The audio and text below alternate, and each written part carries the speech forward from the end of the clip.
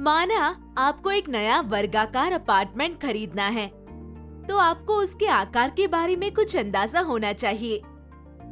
अब यदि आप एक विज्ञापन में देखते हैं कि अपार्टमेंट का क्षेत्रफल 900 वर्ग फीट है, तो आप इसकी मापों की कल्पना कैसे करेंगे? आप कैसे पता लगाएंगे कि यह वर्गाकार है या नहीं? अधिक जानने के लिए यह वीडियो देखें। हमारा उद्देश्य है संख्याओं के वर्ग और वर्गमूल की अवधारणा को सीखना। एक वर्ग की सभी भुजाएं बराबर होती हैं। इसके क्षेत्रफल की गणना इस सूत्र द्वारा की जाती है। क्षेत्रफल इज इक्वल टू भुजा स्क्वायर। किसी भी वास्तविक संख्या m का गुणनफल स्वयं के साथ m मल्टीप्लाइड बाय m लिखा जाता है। इसे घातीय रूप m स्क्वायर लिखा जाता है और इसे पढ़ा जाता है m स्क्वायर।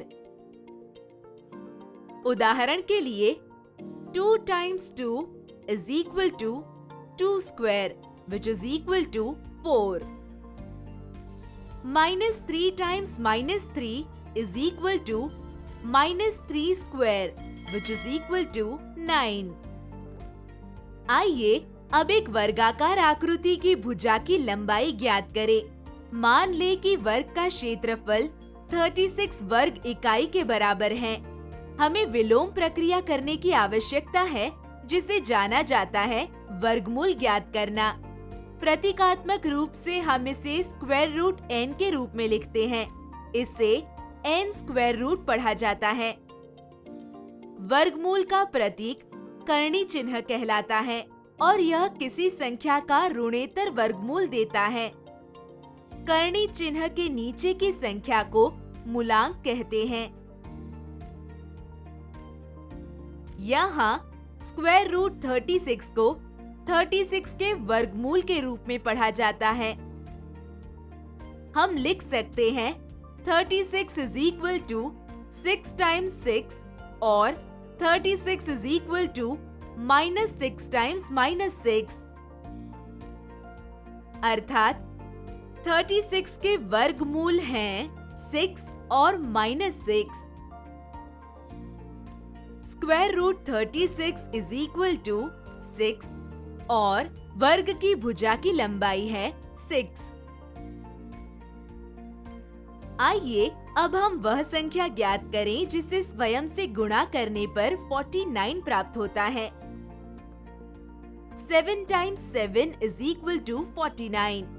साथ ही -7 times -7 is equal to 49। इसलिए हम कहते हैं कि 49 के वर्गमूल हैं +7 और -7। दोनों वर्गमूलों को एक साथ लिखते हैं +-7। प्रत्येक धनात्मक संख्या का एक धनात्मक और ऋणात्मक वर्गमूल होता है। किसी संख्या का वर्गमूल वह संख्या होती है जिसे स्वयं से गुणा करने पर दी गई संख्या प्राप्त होती है। एक पूर्ण वर्ग एक संख्या है जिसके वर्गमूल पूर्णांक होते हैं। उदाहरण के लिए स्क्वायर रूट ऑफ 81 है +-9। शून्य का केवल एक वर्गमूल है जो कि 0 है। सारांश, हमने किसी संख्या के वर्ग और वर्गमूल की अवधारणा, उससे जुड़ी शब्दावली और वास्तविक जीवन में इसकी उपयोगिता के बारे में सीखा।